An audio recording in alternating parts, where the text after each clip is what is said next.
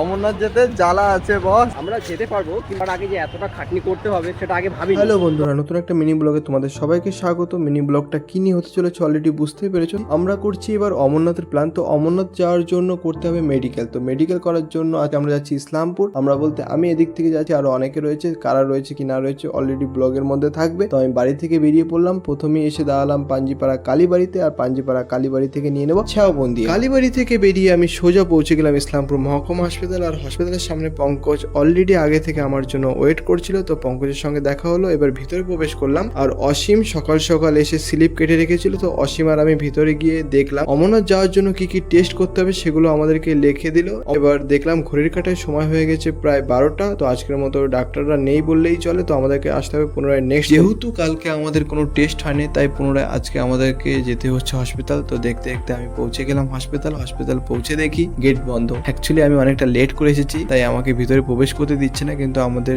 Total team already অনেকটা আগে চলে এসেছে। তো অসীম এসে গেটম্যানকে বললো যে আমাদের সঙ্গে আছে, স্লিপ কাটা আছে, তাই গেটম্যান আমাকে ভিতরে প্রবেশ করতে দিল। এবার ভিতরে প্রবেশ করার পরে প্রথমে আমাদেরকে যে টেস্টটা করতে হবে সেটা হচ্ছে ইসিজি টেস্ট। তো আমরা সকলে একসঙ্গে এক এক করে ইসিজি টেস্টটা করে নিলাম। এবার যেখানে ইসিজি টেস্ট করা হয় সেখানে ক্যামেরা বা মোবাইল কিছুই অ্যালাউ করে না, তাই সেখানে কোনো ভিডিও করা যায়নি। ইসিজি টেস্ট করার পরে এখন আমরা চলে গেলাম ব্লাড টেস্টের জন্য ব্লাড দিতে।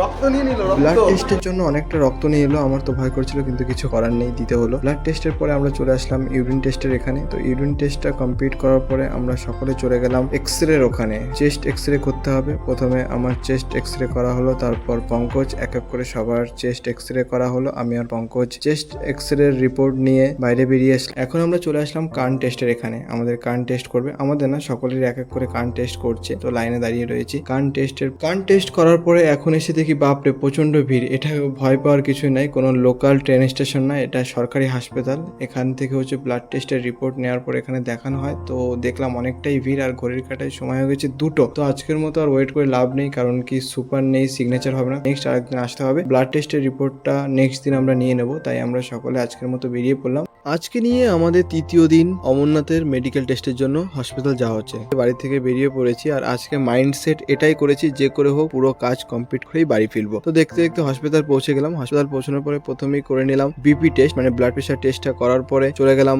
আই টেস্টের ওখানে, মানে আমাদের চোখটাকেও টেস্ট করতে হবে, চোখ ঠিক আছে কি না আছে সেই জন্য। তো চোখ টেস্ট করার পরে চলে গেলাম আমরা ফিট আছি কি না আছে সেটাতে সিগনেচার করানোর জন্য। আমাদের সিগনেচার করে দিল, আমরা টোটালি ফিট। এখন লাস্ট যেটা বাকি রয়েছে সেটা হচ্ছে সুপারের সিগনেচার। তো যাই সুপারের সিগনেচারটা করি। ভাই রে ভাই, গিয়ে কি বলবো, সুপার চলে গেছে মিটিং এ। তো এখন আমাদেরকে অনেক সময় বসে থাক, প্রায় ঘন্টাখানিক বসে থাকার পর সুপার আসলো। সুপার আসার পর আমাদেরকে সিগনেচার করে দিল। তো গাইস ফাইনালি অমরনাথ যাওয়ার জন্য আমরা মেডিকেল সার্টিফিকেট পেয়ে গেছি। খুব এক্সাইটেড বলতে পারি, অলরেডি 50% কাজ হয়ে গেছে। তো এখন হসপিটাল থেকে বেরোনো যাক। 3 দিন দৌড়াদৌড়ি করার ফলস্বরূপ আমরা এই মেডিকেল সার্টিফিকেটটা পেয়ে গেছি, যেটা অমরনাথ যাওয়ার জন্য দরকার। আর কি করে কি পেয়েছি, অনলাইন কি রয়েছে, যদি যাবতীয় তথ্য জানতে হয় তাহলে কমেন্টে বলবে। এরপরে যখন অমরনাথ যাব তখন সেই ভিডিওর মাধ্যমে আমি টোটাল পার্ট শেয়ার করবো, কি করে অমরনাথ যেতে পারবে, কি করে কি। তো এটা জাস্ট মিনি একটা ব্লগ ছিল, কি করে আমরা মেডিকেল সার্টিফিকেটটা বের করলাম, কদিন হসপিটাল আসলাম, সেটাই তোমাদের সঙ্গে শেয়ার করলাম। তোমরা যদি কি অমরনাথ যেতে চাও তাহলে কমেন্টে অবশ্যই বলবে।